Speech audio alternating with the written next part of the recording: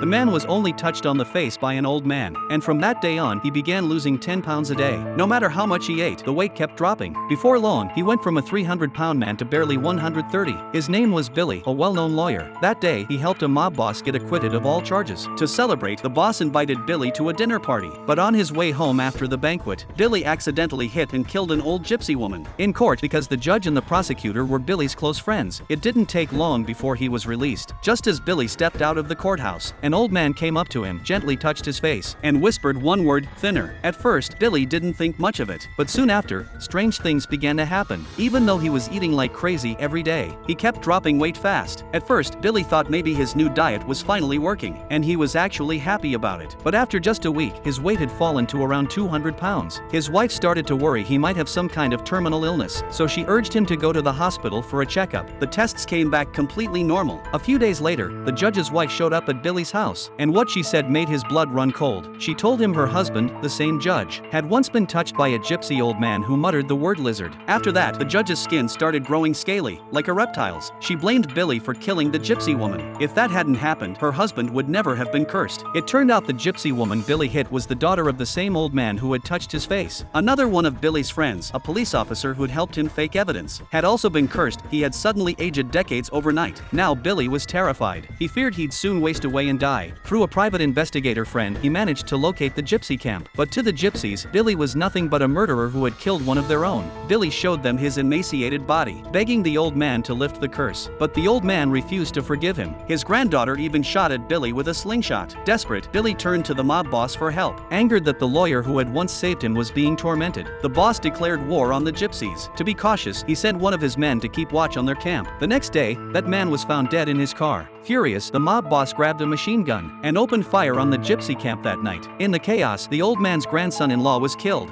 Finally, the old gypsy agreed to lift the curse, but only under one condition. Billy's blood had to drip onto a pie. Whoever ate the pie would inherit the curse. Billy immediately thought of someone. His wife had once been a little too close with her male friend. He planned to give the pie to her. Barely able to stand, Billy dragged himself home. The next morning, his wife was found dead, shriveled to nothing. When Billy went downstairs, he was shocked to see the pie cut in half. His daughter was eating the other slice. To save her, Billy prepared to eat what was left. But just then, the doorbell rang. Standing at the door was his wife's male friend. Billy smiled. Now he could finally pass the curse on to him.